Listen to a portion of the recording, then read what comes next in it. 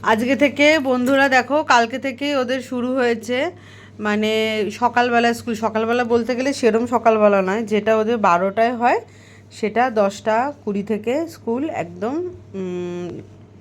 10টা 15 থেকে একদম 1টা 20 অবধি ওদের স্কুল। ঠিক আছে, তো সেই জন্যই আজকে তাড়াতাড়ি রেডি হয়ে গেছে। আর আজকে স্নান করেনি। একটা জায়গায় দাঁড়া, আমাকে তো ফোনটা এদিক ওদিক করতে হচ্ছে।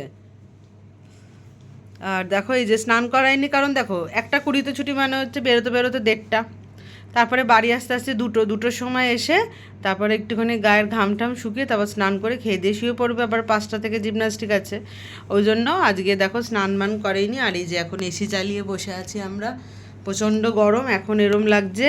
আর বাইরে গেলে যে কি হবে আমি সত্যিই বলতে পারবো না।